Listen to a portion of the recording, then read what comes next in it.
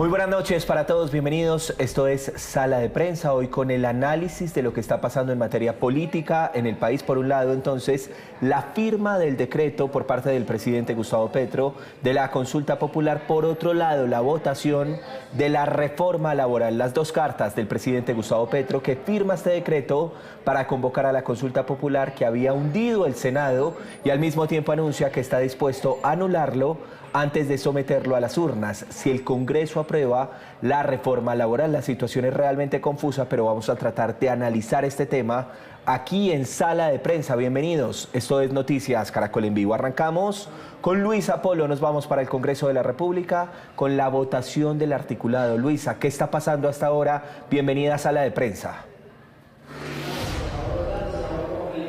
Hola Pablo, buenas noches y a todas las personas conectadas con Sala de Prensa. Pues en este momento avanza esas discusiones que se han dado en torno a esta ponencia mayoritaria de la reforma laboral que, recordemos, salió aprobada en la Comisión Cuarta del Senado. Se han aprobado, Pablo, y mientras también vamos mostrando el ambiente en este momento, 17 artículos. ¿Cuáles son esos artículos? Pues se los voy a enumerar.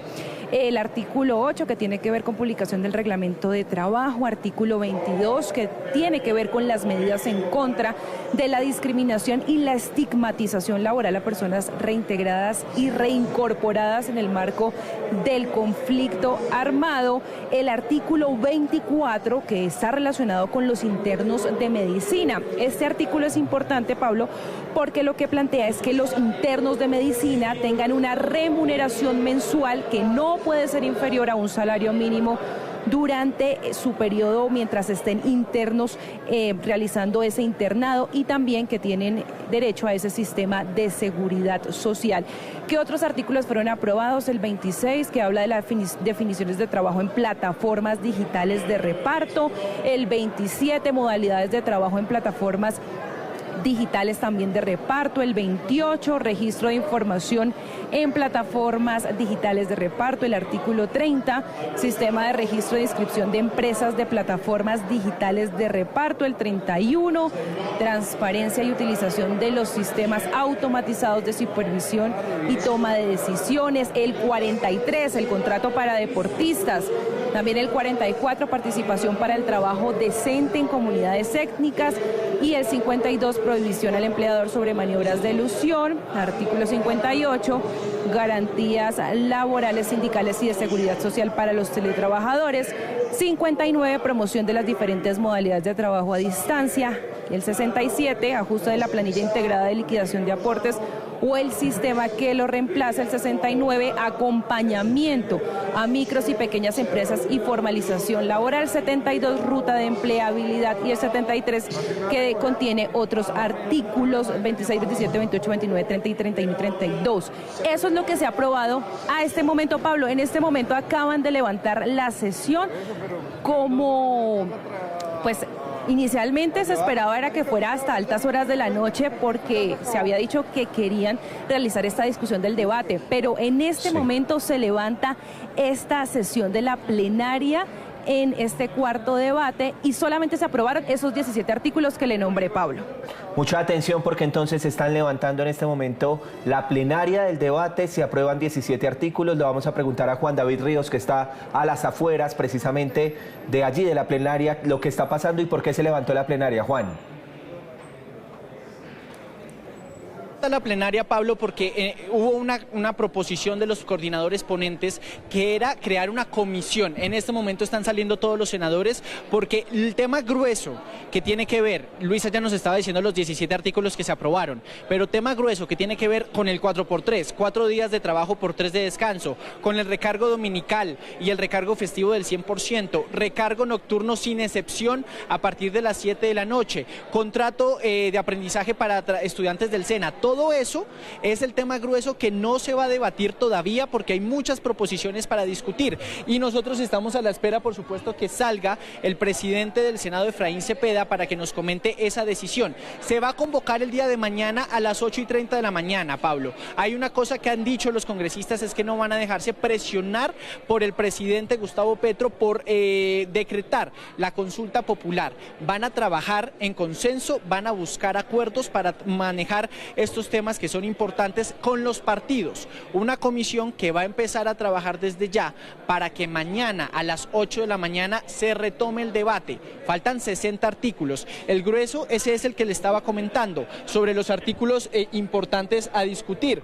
Nosotros estamos, por supuesto, aquí, mientras salen los senadores, yo miro en la parte de atrás que si logramos tener por lo menos al senador ponente, a Lemos, a Juan Felipe Lemos, o también al presidente del Senado sobre esta decisión. Pero entonces se levanta por el momento, lo decía Luisa, querían extenderse hasta las 12 del día, 12 de la madrugada para ver cómo avanzaba, pero el decreto del presidente Gustavo Petro impidió un poco esa discusión. Se demoró mucho la discusión al punto de que lograron aprobar en total 17 artículos de la reforma laboral, 60 quedan pendientes sin contar los nuevos por la proposición y la creación de la comisión que va a estudiar cada uno de estos articulados, y por supuesto que mañana comenzaría otra vez ese debate de la reforma laboral aquí en el Congreso. Nosotros estamos a la espera, Pablo, entonces si quiere yo ahorita le comento cuando aparezca el presidente del Senado o en su defecto pues también los coordinadores ponentes. Juan, ya tengo conectados y vamos a ver un momento en pantalla a nuestros analistas porque estamos en sala de prensa, pero le quiero hacer una pregunta antes de que se me vaya.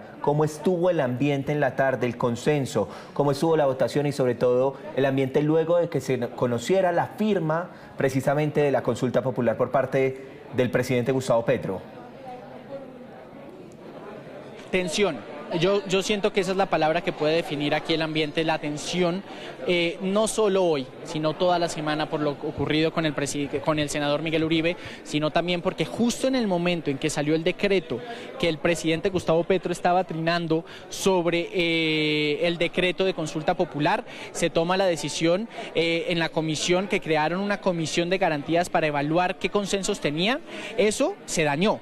Se dañó esa comisión que buscaba como tal la concertación de las proposiciones por ese decreto. Salieron los partidos de oposición a mencionar que el presidente Gustavo Petro estaba pasando por encima de la Constitución del 91, que incluso estaba por encima de la división de poderes, que era un chantaje. Lo calificaron de dictador.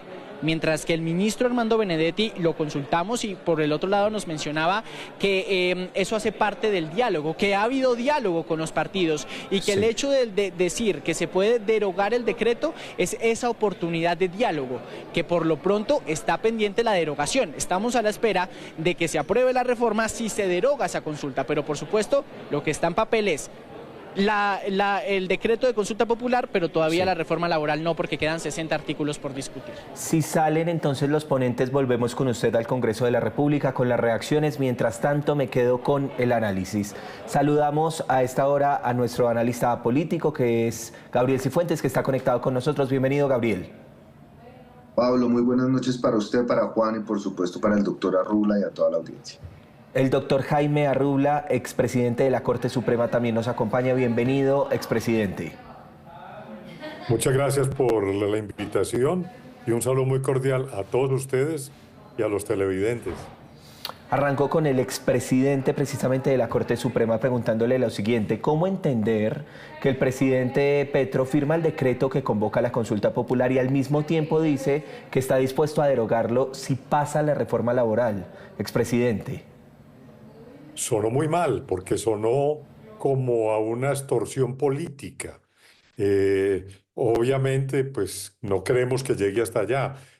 Seguramente lo hicieron con el efecto contrario, de decir pues que podían retirarla en señal de buenas maneras por la situación que esté viviendo el país. Pero en el fondo sonó fue a que estaba presionando al Congreso en una forma indebida, o sea que lograron todo el efecto contrario. Eso no quedó bien. Muy bien, ya seguimos con este análisis porque está hablando hasta ahora doctora Arrubla y también Gabriel Cifuentes, la ponente precisamente de la reforma. Escuchemos. Sobre todo el talante autoritario del primer mandatario. Por eso nos duele, pero desde el Congreso vamos a seguir trabajando para sacar adelante la mejor reforma, no solamente para los trabajadores, sino también para los pequeños y medianos empresarios que le aportan tanto a la economía del país. Senadora Nadia Blair, estamos en vivo en Caracol, en vivo en sala de prensa. ¿Será que ese decreto no logró que se lograra discutir la reforma laboral como se estaba pensando que hoy podría salir la reforma? Lo que pasa es que el gobierno nacional, los ministros y el presidente tienen que entender que no es con imposiciones. Aquí se trata de concertar y conciliar, y eso es que no han querido entender. Por eso es algo que nos duele, pero sobre todo lo más doloroso para el país es el chantaje y la imposición y el desconocimiento no solamente del Congreso de la República, sino de todas las instituciones, incluso de la rama judicial. Eso en realidad golpea la democracia, golpea el Estado de Derecho y golpea las instituciones. Perfecto, senadora, muchísimas gracias. Ahí estábamos escuchando, Pablo, a la senadora Nadia Ablel, que es presidenta de la Comisión Séptima y que también fue una de las que hundió anteriormente la reforma laboral en el Congreso de la República. Estamos a la espera de que salga el presidente del Senado, Efraín Cepeda, y tan pronto volvemos con usted para que siga, por supuesto, con el análisis. Volvemos cuando salga Fincho Cepeda allí, precisamente en el Congreso. Ya volvemos también con nuestros analistas y quisiera escuchar a Gabriel Cifuentes. Esta noche en Sala de Prensa tenemos miles de conectados. ¿Qué significa esto que le estaba preguntando al doctor Arrubla? Por un lado, firmar este decreto y por el otro lado decir que se deroga si llegara a pasar precisamente la reforma laboral. Gabriel Cifuentes. Es que, Pablo, yo creo que aquí ha habido una deslealtad jurídica y una deslealtad política. La deslealtad jurídica es darle visos de legalidad a lo que es abiertamente inconstitucional, en boca además de los más importantes constitucionalistas de este país, agarrarse ficticiamente de disposiciones legales para dotar de algún tipo de sentido un decreto que no solo se pasa por encima al Congreso, sino también que desconoce a la rama judicial y a los jueces, que son efectivamente los llamados a determinar si hubo o no vicios en el procedimiento legislativo. Y la deslealtad política, por el otro lado, se encuentra en utilizar a través de amenazas y de chantajes esa carta fuerte que es la amenaza del decreto para convocar una consulta, de tal suerte que se pueda presionar a los senadores para que aprueben la propuesta de reforma laboral que ha presentado el gobierno, desconociendo por esa vía que la democracia en sí misma,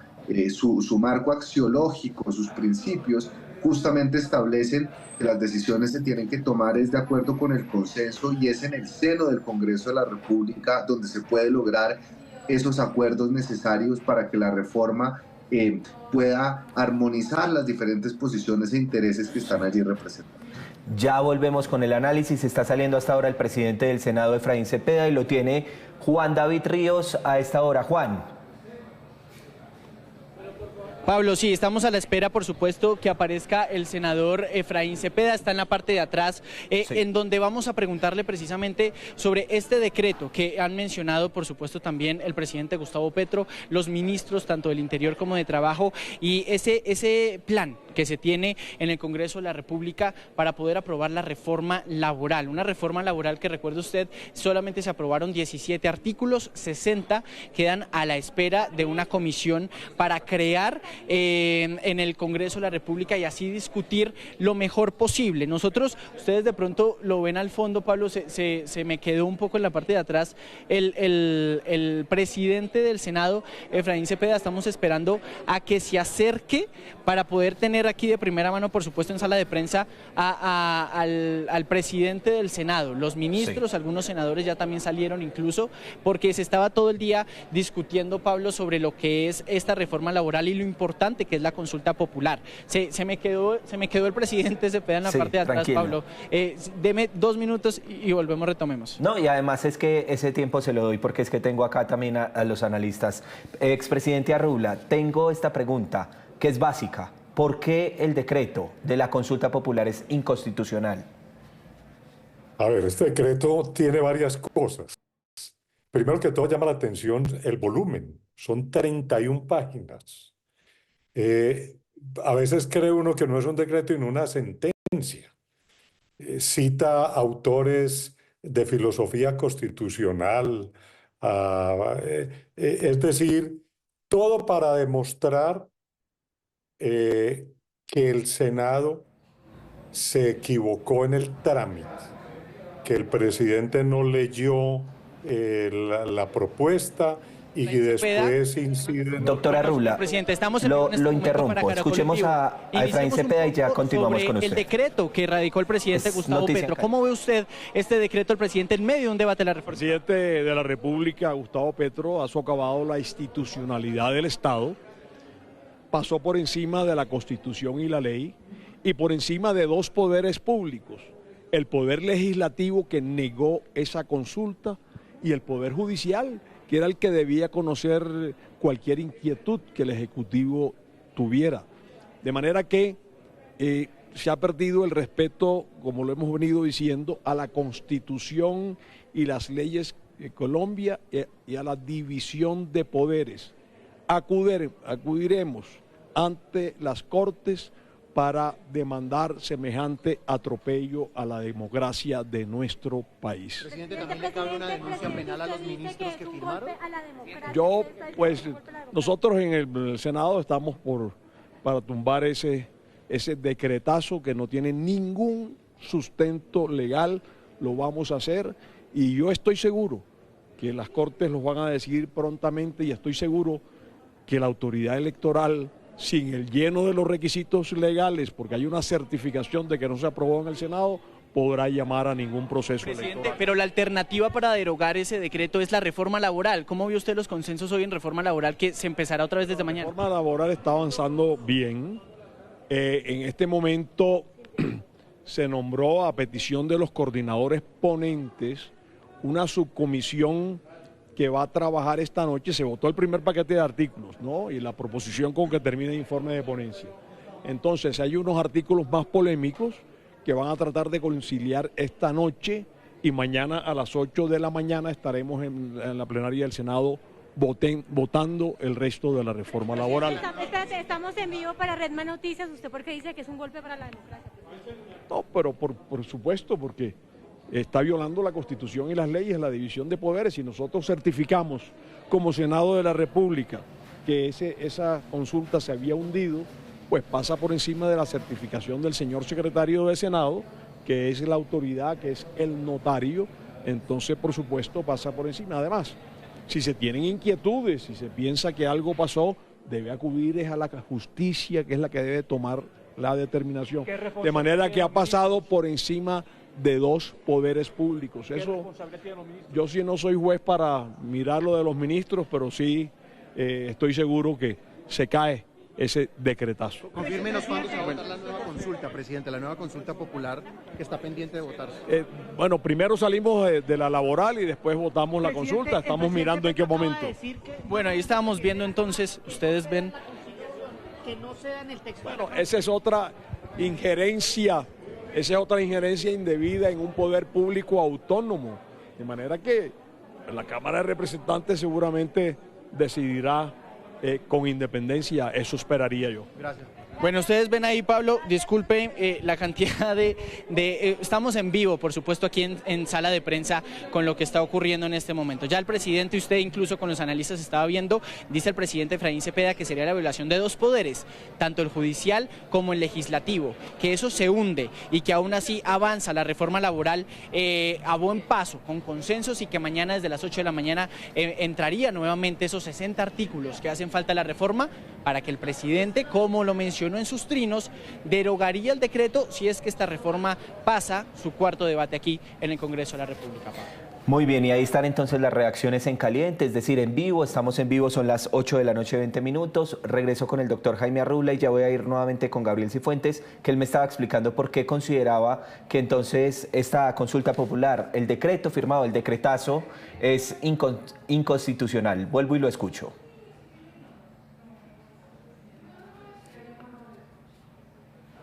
No sé si esté silenciado el micrófono, no estoy escuchando al doctor Arrula. Discúlpeme. Correcto. Este decreto tan extenso se gasta 30 páginas para llegar a una conclusión, y es que inaplica la decisión del Senado. Y dice, es lo primero que decide, inaplicar la decisión del Senado. ¿Por qué la inaplica? Dice que porque es contraria a la Constitución, porque se violó el trámite, porque el presidente del Senado no tramitó un recurso de apelación cuando cerraba la votación que puso la senadora Pizarro, y además porque no se publicitó dándole lectura y que eso viola todo el principio de razonabilidad. En fin, se adorna bastante para llegar a esa conclusión. Esa conclusión de excepción de inconstitucionalidad tiene una historia desde la Corte de los Estados Unidos, donde se aplicó por primera vez y la aplican los jueces. Lo raro aquí es que la aplique una autoridad administrativa, porque por eso es que dice el presidente del Senado que está usurpando la función jurisdiccional. Por excepción, ha dicho la Corte Constitucional, una autoridad administrativa podía aplicarla en casos supremamente evidentes. Por ejemplo, que le ordenen a un soldado aplicar la pena de muerte. Pues podría resistirse y decir que no. Pero cuando aquí hay que pedir las actas para poder probar si se leyó o no se leyó, para poder probar si se resolvió el recurso o no se resolvió. El senador Cepeda dice que sí lo resolvió. Entonces, ¿cómo puede el presidente, con todos sus ministros, usurpar una función? Lo que deberían de haber hecho era haber demandado la decisión del Congreso para que un juez dijera si esa estaba ajustada o no al procedimiento administrativo. Esto es lo primero. Viene lo segundo. Y lo segundo es que el presidente entonces, como inaplica la decisión del Senado, toma el artículo 33 de la ley 1757, que es la ley estatutaria que reglamenta todos estos mecanismos de consulta popular y de referéndum, etcétera, mecanismos de participación ciudadana, y dice que como allí dice que hay 3 meses para citar a la votación, a partir de la consulta del visto bueno del Senado o del tiempo en que le debió haberlo dado. Entonces dice, con base en esto, yo convoco a esa consulta y vuelve y repite los 12 puntos de la consulta.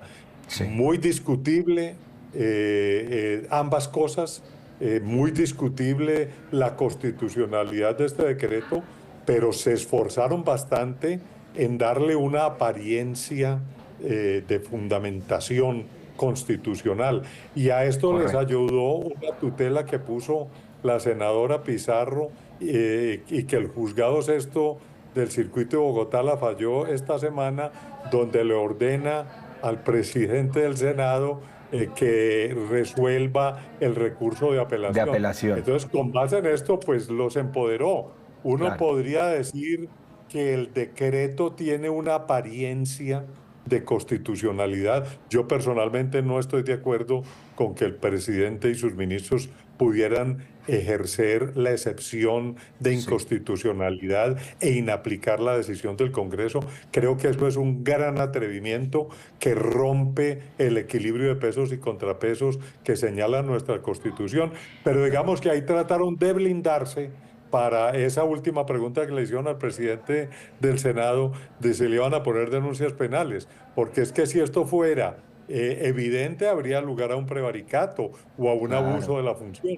Correcto. Que son los, Pero yo creo que lo que hicieron fue blindarse y esto es un round que apenas comienza, creo yo. Los delitos que presuntamente pudieron haber cometido los ministros que firmaron este decreto. Pero es que vamos con Gabriel Cifuentes por eso mismo. El decreto ya está firmado, ya se conoció hoy a la ciudadanía. ¿Cómo leer, Gabriel, estas decisiones del presidente en medio de un ambiente de hostilidad y de tantos llamados de reconciliación, Gabriel? Dentro de esta interpretación jurídica dudosa que ha hecho el gobierno nacional, se estima que tiene que salir el decreto hoy, porque de acuerdo con el artículo 104, la ley estatutaria y la ley 134, después de que el Congreso, en teoría, según ellos, cometió el silencio, a partir de ese momento el presidente tiene hasta 8 días, según el gobierno, 8 días hábiles para solicitarle al registrador que convoque en un plazo no superior a 3 meses el llamado a las urnas. En ese orden de ideas, hoy a medianoche se cumpliría ese plazo. Si se incumple ese plazo, se caería toda la estantería jurídica que han montado, razón por la cual, Pablo, el presidente lo ha firmado, pero no lo ha publicado. Y hasta tanto no lo publique, no surte los efectos jurídicos. Pero, dado que se suspendió hoy la sesión en la plenaria del Senado, lo más probable es que antes de medianoche sea publicado en el diario oficial, y es a partir de ese momento en el cual comenzarán a llegar la cascada de demandas, no solo de carácter frente al Consejo de Estado, la Corte Constitucional a través de acciones de constitucionalidad, sino también las denuncias penales por prevaricato en contra del presidente en la Comisión de Acusaciones y en contra de todos sus ministros ante la Fiscalía General. Ya hay una primera demanda que hemos conocido del exministro de Justicia. Vuelvo con Juan David. Juan tiene algo que decir. Sí, Pablo, y es que incluso eso ha generado también, y lo decía Gabriel Cifuentes, ahí está Armando Benedetti, que hoy se debatiera este momento. Nos encontramos con el ministro del Interior en vivo en este momento. Señor ministro, bueno, volvamos, estamos en vivo para Sala de Prensa. Estamos hablando, por supuesto, de este decreto. Ustedes tenían hasta la medianoche de hoy para radicar este decreto, a esperar a ver qué pasaba la reforma, pero la reforma no va a terminar hoy. ¿Qué va a pasar ahí entonces? Bueno, a ver, lo que nosotros sacamos el decreto hoy, debido a que hasta las 12 de la noche tenemos tiempo para expedir el decreto, pero el presidente, cuando dice en su trino que ese decreto se puede derogar, se abre una puerta a lo que se llama el diálogo para que se concerte o lleguemos a bastantes acuerdos con el documento que viene aprobado de Cámara. Entonces lo que sucede es que hay un decreto expedido para una consulta para no agotar el tiempo que nos quedaba, y al mismo tiempo dejamos la puerta abierta de que si ya hay una concertación se deroga ese decreto. Una concertación que no importaría que fuera mañana, por ejemplo, que cierre, o sea, no tiene límites a esa derogación del decreto. Tenemos hasta el 20 de junio, que es el cierre del legislativo, que es hasta cuando se moriría el proyecto si no es aprobado, y por lo tanto tenemos hasta el 20 de junio para los trámites de votar en cuarto debate en la plenaria del Senado y también en la conciliación.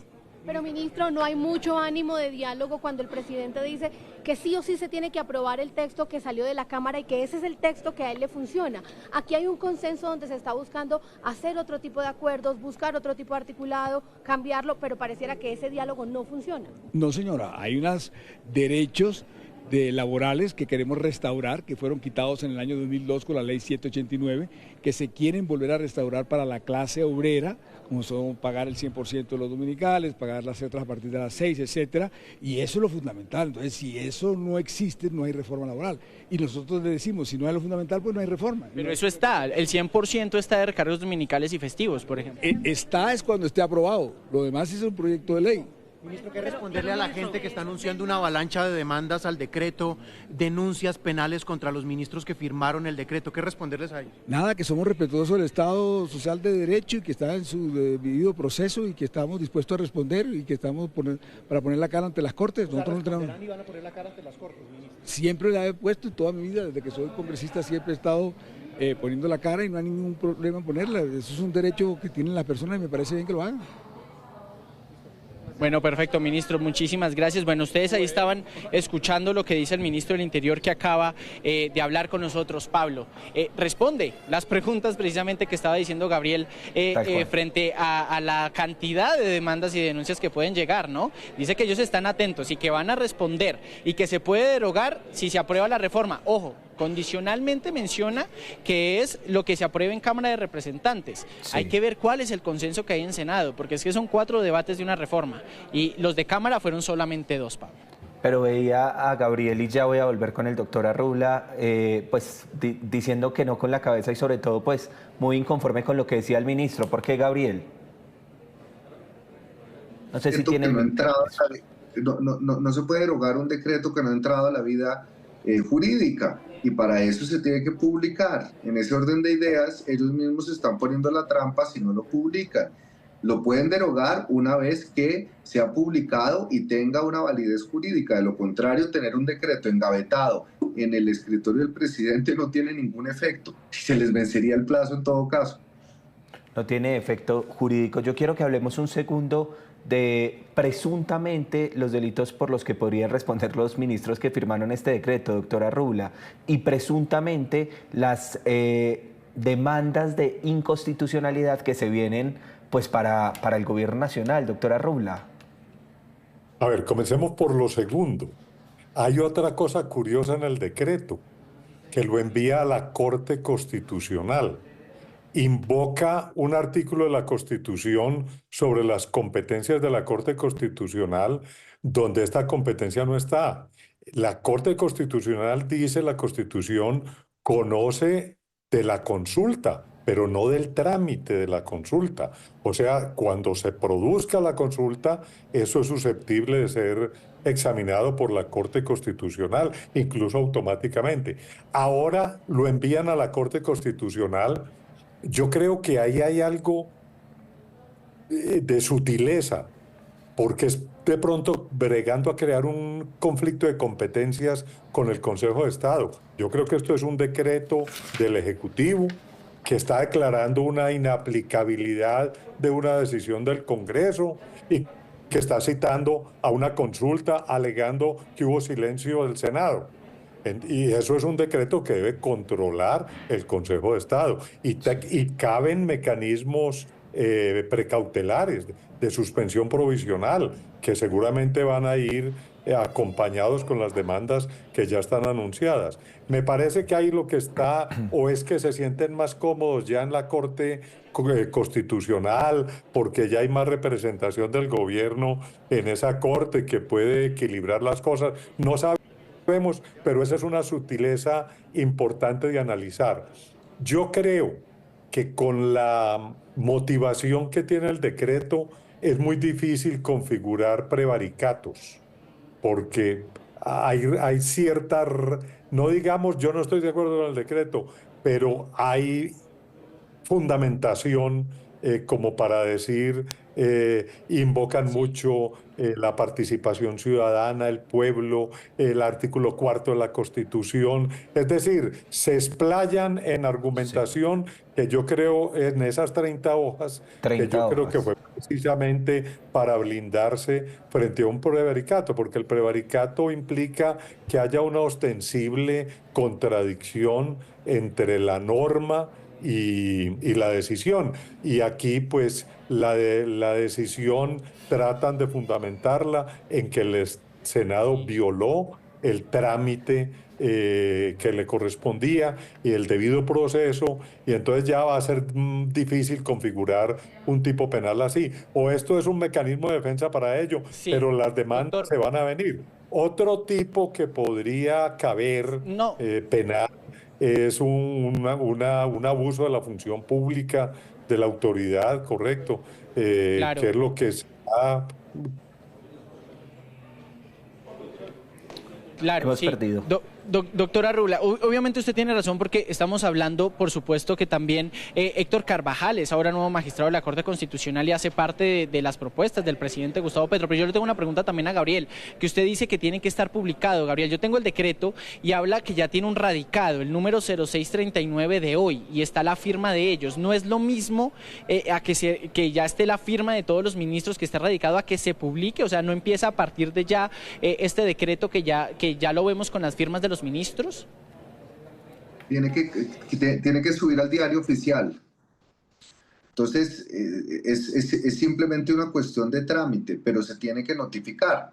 Es decir, un decreto tiene que ser público, tiene que ser conocido. Hay un principio de publicidad de estos actos administrativos. Si usted me dice que ya tiene un radicado, ya fue publicado, está cargado en la página de Presidencia, está en el diario oficial, pues está vivito el decreto.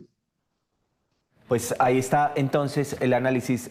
El doctor Arrula quería decir una idea muy rápida, doctora Arrula. No es precisamente el número que le adjudican, pero otra cosa es la promulgación, que es en el diario oficial, pero eso lo hacen esta noche, antes de las 12, claro, que queda ya publicado. Bueno, muy bien. Quiero despedirnos porque el tiempo se pasó volando. Teníamos esta noticia en caliente, tratamos de hacer un análisis muy rápido. Me gustaría... Perdónenme, me tomo un minuto para leer el artículo 104 de la Constitución Política de Colombia, que establece que el presidente de la República, con la firma de todos los ministros y previo concepto favorable del Senado, puede consultar al pueblo sobre decisiones de trascendencia nacional, y repito la palabra, previo concepto favorable del Senado de la República, que por supuesto esto no está pasando. Luisa Polo, gracias por estos minutos. Con mucho gusto, Pablo, y mañana estaremos nuevamente aquí en la plenaria del Senado. En la plenaria. Juan, gracias por las reacciones. A usted, Pablo. Feliz noche. Gabriel Cifuentes, gracias por ayudarnos a analizar esto que está pasando en el país en materia política. Un gusto y feliz noche. Y al doctor, al expresidente de la Corte, el doctor Jaime Arrubla, gracias por estos minutos esta noche. Ha sido un gusto y una feliz noche. Esto fue Sala de Prensa, con ustedes el análisis, las reacciones ante esta que es la noticia del día en materia política. Nos vemos en minutos, esto es Noticias Caracol en Vivo.